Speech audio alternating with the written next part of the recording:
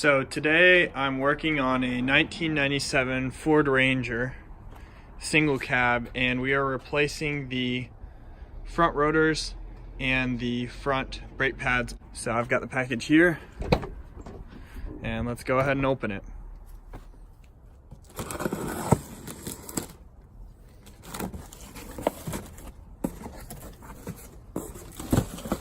And this is how it came. So I've got one brake rotor here, one brake rotor here, and then this is all four of the new brake pads.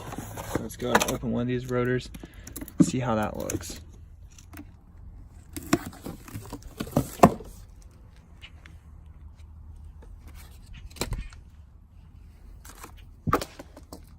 So this is one of the front rotors, and in this specific vehicle, the rotor and the hub are manufactured together.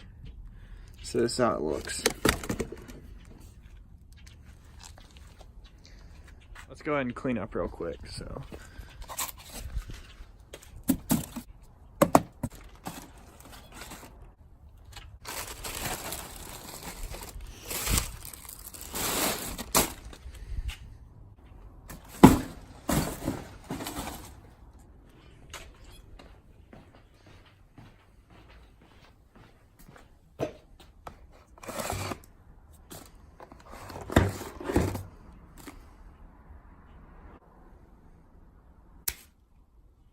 So to start on the truck, you want to go ahead and remove the two hubcaps. So to do that, I'm using a trim tool. I'm going to go ahead and get behind here like this and just pry a little bit, and it'll come right off.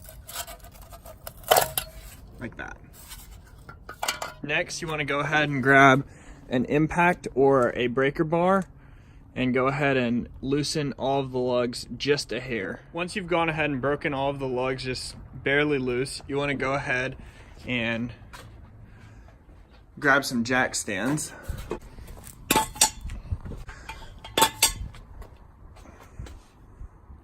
Next, you want to go ahead and put the jack underneath the truck in a good jacking point. You can see your owner's manual to see where a jacking point is, and you're going to go ahead and jack the truck up.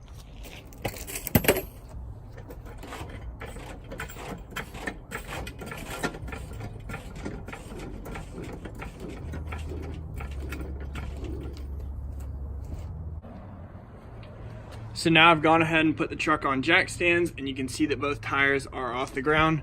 The next step is to go ahead and remove both wheels and tires on the front. Now I have both wheels and tires off the front removed. So your next step is going to be to go ahead and unmount your caliper. Once you've gotten the two 15mm bolts, which go through up here and down here for the caliper, you can just go ahead and set it back here out of the way. And then you want to go ahead and move over to your front rotor right here and get a hammer and a flathead and just go around here tapping it a few times until this center cap comes off like this. Just go ahead and set that to the side. So once you've gotten this cap off right here, you want to bend the bottom of this flat so that it can slide straight up through there. Go ahead and set that in the cap and make sure to get no dirt on any of this. Just lightly, it just slides right off. And set it to the side too. Then you undo this. This will also come off by hand.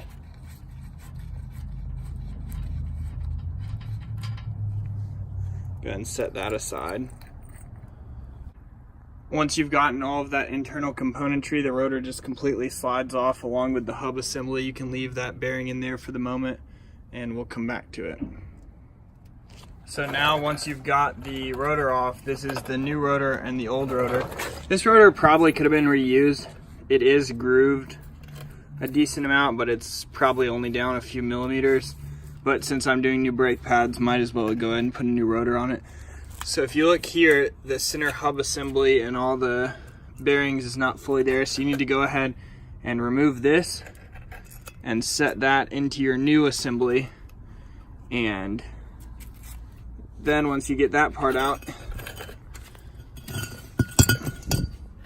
You want to flip it over and check the other end to make sure it's all the same too. So the back side of your rotor and hub assembly has a ring right here that is pressed onto the back of it, and then the bearing is inside of there. So you have to remove this little pressed on piece right here, which just simply goes like that, and then you just tap it down lightly with a hammer or something, and then the bearing comes out behind it. In my case, since I didn't go and get any more grease, if you didn't get any grease, you want to just take your glove with your finger in there and pick a bunch of it out and load it into the new one so that it is all greased up. So I'm going to go ahead and put these two bearings back into the hub assembly right here, and we'll start assembling stuff on this side. So I've gone ahead and transferred the bearings, and there is a washer on the front that looks like, if I can go ahead and pull it out, looks like this. You want to make sure that stays in there and that you don't dispose of that when you dump your old rotors. So then this whole assembly, pick this up. So I've gone ahead and put this nut back on here. The next step is to grab this little washer and slide it back over there. And you want to make sure that when you look straight down at this hole right here is going to line straight up with that hole. So that means I didn't get that whole last little bit on film, but it's basically the exact same thing as how you took it apart to begin with. You just do the same process in reverse. So I have everything in there, and I've bent this over both ways it's supposed to, so the pin's all the way through. Now you want to go ahead and set your cap on, and I'm going to use a small block of wood on top of it and a hammer so that I don't mess the cap up. So once you've gone ahead and put the cap in, it will sit completely flush up against the face of this, and the rotor can just sit there and spin. There's nothing holding the rotor from spinning. Now I'm going to go ahead and move on to the brake pads. So go ahead and take your entire caliper assembly, pick it up, and just rotate it so you can kind of see it in front, but make sure it's not hanging on the brake line. I ended up setting mine completely flat, just like this. I had never replaced the brakes on here since buying it, which was only a little over a year ago, but it started squealing about last week, so I went ahead and ordered everything for it after I looked at it. But this is really actually shot. Like, I mean, this is destroyed if you look through it. This isn't even flush with it. It's grinded down exponentially.